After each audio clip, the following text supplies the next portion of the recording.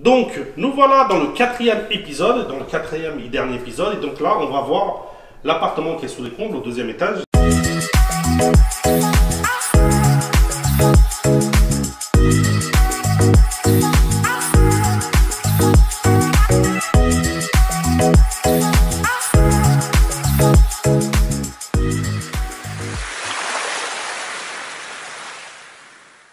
Là, on est dans le palier du premier étage, donc on vient de voir ce deuxième appartement. Donc ici, ça fait tout de suite l'entrée de l'appartement avec une porte qui ouvre vers l'extérieur. Donc à partir de là, on est déjà dans le troisième logement. Tout à fait. Donc les escaliers, pareil, donc là tu vas pouvoir les refaire. Exactement. Tout ça, tu vas les refaire comment, comme l'autre? Donc là, on va changer d'astuce. Là, on va partir sur de l'habillage bois pour faire un truc un peu plus moderne. Et là, comme ça, on sera plus dans le ton de l'appartement. D'accord. Donc ici, il faudra faire une rambarde. Ouais, on aura une petite rambarde de bois aussi. Et sans doute avec une continuité au-dessus du garde-corps. D'accord. Donc ici, on retrouve un petit palier avec la même chose à niveau de l'isolement. Tout à fait. Donc tu as mis le même isolant dans le sol, Même principe qu'au premier étage. Donc ici, tu as fait une petite rambarde. Donc cet espace-là, c'est un espace qui est pour l'appartement. Ça, c'est vraiment top. Tu as mis un Velux. Il était existant déjà? Alors, il était existant, mais il était quand même plus petit. Il avait quasiment la moitié de la surface. Donc ce qui est bien dans cette partie-là, donc déjà le biscornu, et après tu as mis une verrière pour ramener de la clarté au niveau de la salle d'eau. Donc là, effectivement, au début, on avait du coup un espace qui était quasi fermé, parce qu'on avait uniquement une ouverture au-dessus de l'escalier, une petite ouverture, et une autre qu'on verra après dans la salle d'eau. On a condamné celle de la salle d'eau, et on a agrandi celle de l'escalier, et on est venu créer les Velux qu'on a dans Rappelez-vous, je vous ai dit qu'il y a une petite astuce qu'il a fait, qui est juste derrière. Alors, explique-nous un petit peu comment c'est l'aménagement d'ici. Donc ici, on rentre, là, si je vois comment on a le tableau. Ici, voilà. Donc là, on aura le tableau avec placard du rangement. Donc toujours, j'ai gardé toujours le même principe du rangement à l'entrée, pour les manteaux, pour divers accessoires. Ensuite, on va avoir le canapé, ici. Donc le canapé lit, donc qui sera dans ce sens-là, avec l'ouverture. Donc on a qu'un canapé lit là, on n'aura pas de point de nuit. Donc on aura une petite table basse à l'avant. Ensuite, dans le fond, on va du coup retrouver la configuration avec un bureau de ce côté-là. Et ensuite, la cuisine qui viendra à partir de l'angle, qui fera également. Alors, là, à peu près. pas tout à fait, je me trompe, c'est en fait comme on a justement la poutre qui vient nous gêner pour les meubles hauts. On t'a décalé un peu. Tout à fait, on a décalé du coup de 60, on va faire un placard Pour le ballon. Exactement. Et comme ça, ici, ça va nous permettre de nous décaler et gagner plus en hauteur à partir de là. D'accord. Donc ici, la cuisine, donc la même configuration. Tout à fait. Donc le frigo sous plan, la hotte. Frigo, hotte, Ici, un peu de contre-oriental, mais ici. le lave-linge. Donc ici, la télé. Là, du coup, voilà, on aura la télé en partie haute, mais j'en ai pas parlé. On a la télé en partie haute. Par contre, il manque quelque chose de nouveau. Bah, les prix du coup qui sont en bas cette fois-ci. Voilà. Donc, coup, vous voyez, une petite erreur là. Donc là, rappelez-vous, ici c'est pour la télé. Donc là, il faut que ça soit 1m30. À mon avis, il est à 1m10. Donc ça, il faudra le monter un peu plus haut. Ouais. 1m30. Il a cette prise avec sa RJ45 qui est là. Il va falloir la mettre plus haute à 90 parce que le bureau va être à 70 à 90. 80. Voilà, pour être au-dessus du bureau. Sauf si tu veux la laisser de côté. Vous voyez, c'est les petits réglages donc, qui font partie. Ici, tu as deux beaux Velux. Donc, il y avait des Velux ici? Alors non, c'était complètement fermé. On n'avait pas, évidemment, on n'avait pas eu toute d'isolation, on n'avait rien, on était sur du brut. Là, on voyait des poutres. On a deux poutres qui passent au-dessus et en dessous, vraiment juste au-dessus et en dessous. Et donc, on est venu isoler complètement les combles et on est venu du coup créer ces deux ouvertures-là pour vraiment apporter de la lumière. C'est quoi la taille de ce Velux là? Là, on est sur du 78, 140. J'ai pas la tête exacte, mais on est sur ces eaux-là. C'est du standard, ça, de toute façon. C'est du standard, c'est de chez Velux. Donc ici, après, il faudra que tu mettes ici un petit store. Exactement. Ouais, tout à fait. Pour les gens, s'ils veulent dormir, ils ne veulent pas se réveiller avec la lumière du jour. Pour le coup, il est très lumineux, donc. Ah ouais, là, c'est très lumineux. Ici, tu vas mettre quoi? Donc là, j'aurai un petit radiateur de ce côté-là. D'accord. Un autre de l'autre côté, mais c'est vrai que même, bon là, vous ne le ressentez pas dans la vidéo, mais en fait, il ne fait pas froid, même on est déjà venu en décembre dernier. Et on est en t-shirt, tout est fermé, c'est pas. Donc voilà, peut-être que j'en mettrai qu'un, à voir. Et ensuite, du coup, on profite du fond des combles pour venir créer deux grands rangements. Ah ouais, tu vas mettre des portes coulissantes. C'est ça, exactement. Et ça va faire du rangement. Avec une partie. Et après, tu as une partie. J'ai mis une petite trappe avec des tuiles, avec voilà, il y a quelques restes de tuiles que j'ai voulu garder. Et dans les placards, donc on gardera pareil un placard fermé pour les gens qui viendront, qui servira pour le linge, etc. Là, on voit le volume, quand c'était à l'époque, on n'avait pas l'impression que c'était ce volume. Je me projetais, mais je pensais pas que ça allait donner ce rendu. Donc à l'époque, quand je t'ai dit qu'on pouvait faire quelque chose, c'était dubitatif. Maintenant, je pensais plutôt faire le duplex avec l'étage d'en dessous, et au final, bon bah voilà. Donc ici, tu as mis 3 rangées de spots. Exactement. Ouais. Ça.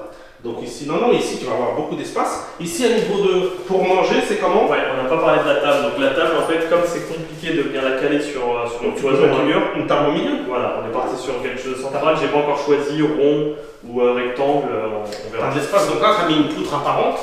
Voilà. Celle-là, on l'a gardée apparente. Voilà, il faut la traiter et tout ça. Donc là, on va la poncer. Il s'est amusé. Donc là, on va montrer un petit peu. Non, on va montrer la salle de bain, on va montrer ça à la fin. C'est la même qu'en bas, c'est entrée sur le côté, meuble vasque, WC et receveur. Donc, 140 aussi 140 par 80, c'est les 3 mètres. Donc ici, bon, ça gêne pas. Donc tac, tac, tac, tac. Voilà. Donc une trappe pour accéder là-haut. Là, j'ai une trappe pour la VMC, pour le moteur. Tu as le moteur de la VMC. Voilà. Et on va aussi mettre une petite antenne pour la télé. D'accord. Voilà. Donc là, c'est fermé. Donc là, il manque quoi? Il manque le carrelage. Là, il manque Quel carrelage tu vas mettre ici? Le carrelage, bah, ça va être du carrelage selon ce que va décider ma décoratrice. Ah, t'as pas encore. Pareil, il sera aussi différent des deux autres. Et après, la peinture, équipement et. Porte coulissante. Là, non, là on est sur une battante. Ici. Ah oui, pardon, pour la douche, oui. On est sur de la douche coulissante et tout ça. Ouais. Donc une belle salle d'eau et tout ça, donc non, c'est chouette. Bah là, si j'ai une petite anecdote, donc là, effectivement, on retrouve la trappe de visite pour la nourrice. Et la petite anecdote que j'ai, c'est par rapport à cette ouverture-là. C'est qu'à la base, je voulais ouvrir vers l'extérieur. Et donc, on l'avait présenté sur les plans, etc. Et en fait, au moment de la poser, c'est très bête, mais dans l'enchaînement des tâches du chantier, bon, regarde, si tu viens voir, Alex, juste là, quand l'artisan m'a posé la porte, il s'est rendu compte que quand tu l'ouvrais vers l'extérieur. Ah, ça tapait contre la poutre. Voilà. Donc, du coup, tu as été obligé de la changer, mais c'est pas mal. Du coup, j'ai dû racheter une autre porte et en fait, j'ai acheté plus petit parce que j'étais parti sur un peu plus grand. Et pour pas taper contre le meuble, j'ai acheté une plus petite pour. C'est une 60 Ouais. Ah, mais ça suffit. Moi, souvent, quand c'est des petites salles de bain, je mets du 60, des portes de 60, 63 même. Et quand c'est pour les chambres, 73. Donc voilà. Non, c'est très bien. Et donc maintenant, montre-nous un petit peu là, qu'est-ce que tu nous as fait là. Parce que rappelez-vous, vous avez donné l'idée de la cabane. Et c'était quelque chose qui n'était pas là-dessus. Alors, pendant qu'on justement faisait la salle d'eau, mon artisan, pendant qu'il allait faire le faux plafond et qu'il posait le moteur, c'est là où lui en fait m'a parlé de ça. Donc je me suis dit, en fait, on m'a déjà parlé de cette idée-là. À la base, il devait pas être positionné de ce côté-là. Mais du coup, je me suis dit là, effectivement, ça peut le faire. En plus, on a la poutre devant. Et alors, comment ça va se passer pour y accéder? Et alors, pour y accéder, ce qu'on va faire, c'est que donc là, on a un plancher OSB, qu'on va venir après peut-être un petit matelas à l'intérieur. Ouais, tu vas poser un petit matelas par terre. C'est ça. Là, on est sur 1 mètre, 1 mètre 20 de hauteur, donc c'est vraiment pour un enfant. Pour l'accès, ce qu'on fera, c'est que le placard qu'on aura ici pour le chauffe-eau, on viendra glisser une échelle. On va trouver un système avec mon artisan pour venir mettre des crochets sans que ça blesse la personne quand elle monte. Donc mettre des crochets pour mettre l'échelle. Et on aura en fait un bardonnage bois ici, vertical, pour faire le garde-corps, pour venir fermer, pour pas que le tombe. En gros, le mieux c'est qu'elle rentre par le milieu. C'est ça, peut-être avec un petit système de porte, de portillon. Les enfants, ils sécurisent. Ça, c'est vraiment typiquement les choses que les enfants vont adorer. Parce qu'ici, ça peut être comme pour un couple avec un enfant. Il vient, ou un père ou une mère avec sa fille ou son fils. Donc ils viennent, il y a le canapé lit, donc une ou deux personnes. Et ici, l'enfant, il va adorer dans la cabane. Donc moi, j'aurais mis même peut-être dans le fond là-bas un sorte de papier peint qui montre une sorte de cabane. Pour la déco, on n'a pas vraiment décorer une cabane entière. Autant j'aurais mis même peut-être un truc comme si c'était une tente. Tu vois ce que je veux dire avec Non, mais ça, voilà. Ça, je m'en avais parlé au début, tout au début qu'on est arrivé. C'était pas possible. Et là, c'est ressorti au moment de faire les travaux. C'est vraiment top. Moi, j'adore cette studio parce qu'il est vraiment atypique. Vous voyez, avec la cabane, avec ses soupents et tout ça, avec ses coupes et tout ça. Ça donne vraiment du charme, hyper lumineux. Et luminosité d'ici, luminosité là-bas. On a quelle surface au sol? Le sol, on est à 22 mètres carrés. Ouais, parce qu'ici, la loi caresse, bien évidemment, jusqu'à 1,80 m. Après ici, c'est la surface au sol, mais pas de la surface carrée. Et du coup, on peut profiter des rangements qui sont en dehors des 19 mètres carrés. Là, ça, c'est vraiment top. C'est encore un logement différent. Il y en a 3, aucun elle-même. Bah, c'est ce que j'apprécie beaucoup, c'est que du coup, les 3 sont vraiment sont assez distincts les uns des autres. Donc même pour les photos et tout, on n'aura pas l'impression qu'ils sont situés au même endroit et que c'est un copier-coller. De par déjà la déco qui sera différente, mais par les volumes et les espaces. Et là, qu'est-ce qui nous manque exactement? Bah là, pareil, on a un enduit. Donc l'enduit a été fini, donc peinture, et après aménagement, équipement, carrelage dans la salle d'eau, et après équipement cuisine, plomberie. Pour résumer, le rez-de-chaussée, c'est ce que tu vas finir en premier. Oui. Après, tu vas finir ça va être au premier étage, et après au dernier. Encore une fois, ce n'est pas des travaux qui font énormément de bruit. Non, le plus dur est passé. Non, c'est vraiment top. Donc, et on a refait aussi, effectivement, on le verra sur les photos, une partie de la toiture. En fait, tout ce qui est au-dessus, on ne le voit pas du coup parce que c'est fermé. Mais on a refait toute la partie là, des chevrons, voilà, on a tout déposé, tout remonté. On avait une cheminée dans le fond qui a été aussi démolie pour gagner en espace. Une autre qui était située dans le coin là-bas, donc ça prenait beaucoup d'espace. Donc pareil, on a gagné, alors on n'a pas gagné 1 mètre carré, mais mine de rien, ça permet d'alléger un peu le... Donc maintenant, si on fait un résumé pour les personnes qui nous regardent, donc une maison qui a été divisée en 3 logements, donc un studio avec un coin de nuit et un autre studio ici. Donc ici, on peut accueillir jusqu'à 2 personnes et un enfant, voilà. Et donc, tu pourras faire de la location courte durée sur l'ensemble, tu pourras faire un mix, tu pourras faire une partie en location courte durée, une partie en meublé. Tout dépend après comment il va avoir la demande, mais je pense que tu n'auras pas de problème pour remplir en location courte durée. Et on va voir les choses comment ça donne et on reviendra dans quelques mois. Je suis vraiment content de ce que tu as fait là-dessus. Si on se projette il y a 1 an en arrière, tu étais plutôt réticent, tu es en appartement, là tu es à la tête de 3 logements. Comment tu te sens après déjà jusqu'à cette étape-là par rapport à ce que tu viens de réaliser?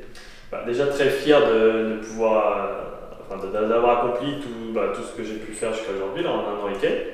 Et c'est vrai que même vis-à-vis de mes proches, ça change beaucoup. Parce que déjà, pour moi-même, c'est énorme de me dire que j'ai réussi à concrétiser, en tout cas très bientôt, quelque chose de cette ampleur.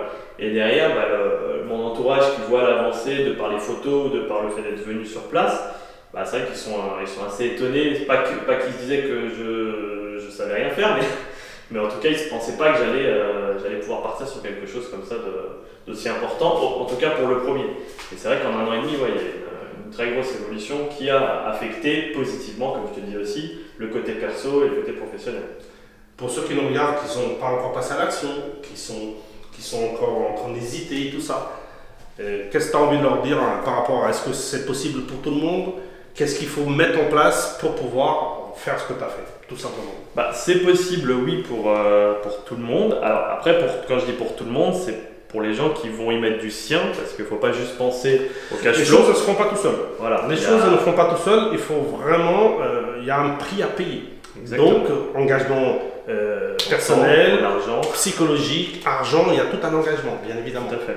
Mais si on est vraiment déterminé, qu'on sait ce qu'on veut, qu'on connaît notre objectif final, derrière, faut rester accroché, faut s'entourer, faut avoir du réseau, faut intégrer un groupe si vous en ressentez le besoin.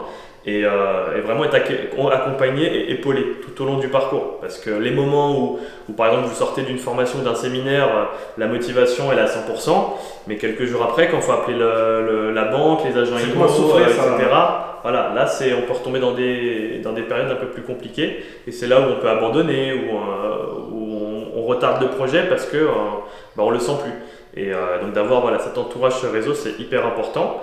Et ensuite, faut être à fond sur les recherches, bien étudier son marché, même si effectivement, on l'a vu par certains membres que la courte durée, notamment, ça peut fonctionner partout.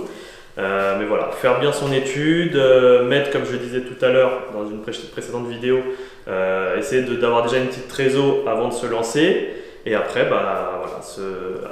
se mettre dans un mode opératoire bien défini et foncer. Écoutez, là, on vient de finir de voir l'étude de cas de Raphaël, jeune investisseur qui a 1 an en arrière n'avait jamais investi dans l'immobilier, c'est son premier investissement, il voulait faire un premier investissement, un premier logement, il en fait 3 d'un coup.